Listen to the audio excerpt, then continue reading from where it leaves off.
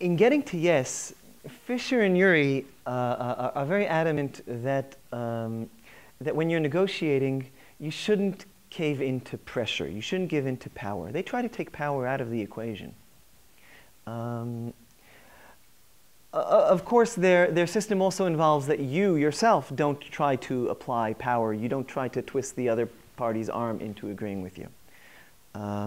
This is a very large departure from how most negotiation analysis and practice is conducted. And it left some blanks in the system. And they tried to bridge over some of those by introducing new concepts. And one of the most important concepts that they've introduced in that regard is the concept of objective criteria. And what do we mean by objective criteria? Fisher and Ury suggest that in any negotiation you're having, you have, to some extent, there's a contest of wills between people. And whether it's a friendly contest of wills or not, whether it's a cooperative contest of wills or a competitive contest of wills, in the end, it's me trying to get something and the other person trying to get something.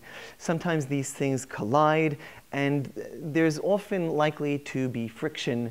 And some of this friction has its source in the fact that I am making demands of you and you are making demands of me, and we just don't like that. This leads us into power struggles. And as Fisher and Ury say, power struggles are inefficient and ineffective, and they damage the relationship, and they don't really get us where we need to go. So Fisher and Ury introduced the notion of objective criteria as a way to eliminate some of that. What are objective criteria? Objective criteria, which in later versions of Getting to Yes, they've also referred to as standards and as legitimacy, are things that are external to the negotiation that affect how the negotiation should be concluded. I know this sounds a little amorphous, but I'll explain. These are things that have nothing to do with either me or the other party, but do radiate into the negotiation and affect on what should be done in the negotiation. This is usually the type of thing that you can clear up with one easy example. For example, if we're arguing over the price I will pay for a used car, I want to pay one price, the seller wants me to pay another price, there's a book value that might have some input into what price I actually pay in the end. The book value, which was put together by some neutral body who has no interest in either me paying anything or the seller making anything, a totally neutral person, organization. The book is an objective criteria that we can both look to and say, well, what does that say? Another example is the law.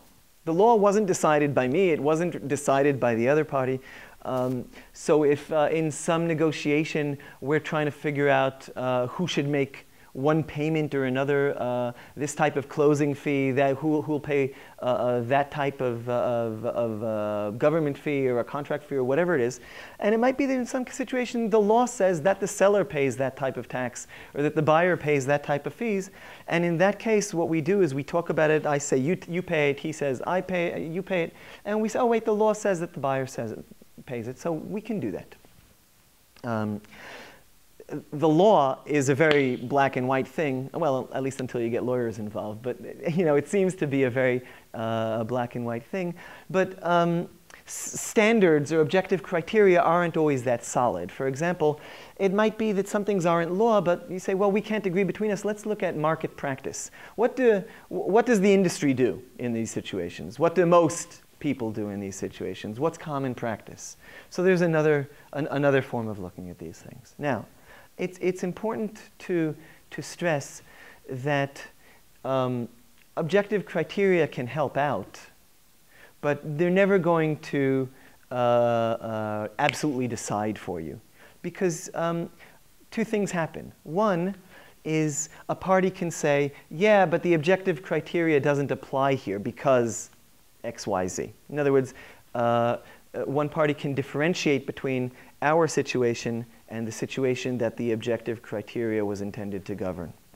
The second is that unless the objective criteria is law, you know, and there's a policeman standing by, most objective criteria simply aren't that strong. So I can say, if someone says, you know, so why are you asking so much for your car? The book value is less. I can say, fine, but I want to ask more.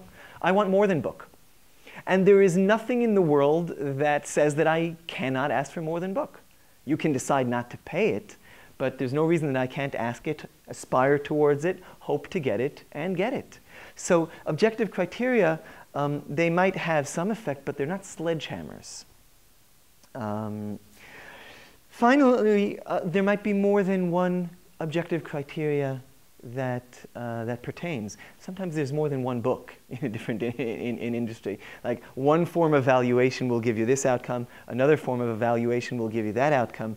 So if you are arguing the price of a house with a seller, and the seller says, well, but we received an estimate, an external third-party neutral estimate, and the house is worth $200,000, and you say, well, I received an external third-party estimate and it's worth 180, then you have clashing standards or clashing objective criteria, so you haven't really found a way to decide it. However, there is a lot of value in bringing objective criteria in to support your position and your desires in a negotiation for a simple psychological reason, and that is this.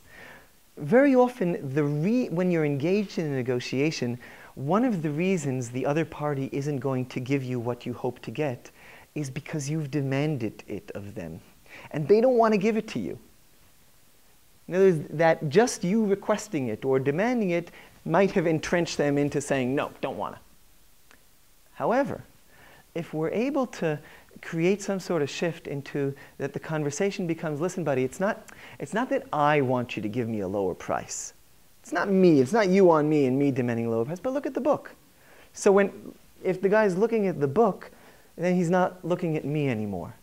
And maybe some of that you know, adversary kind of mindset which is holding agreement back might be set aside, and the seller might be more inclined to make a concession towards the book than to make a concession towards me. So at least for that psychological effect, it certainly makes sense to look for objective criteria that you can bring into a negotiation that support your position, and try to use them in a way that takes attention off you and onto the objective criteria.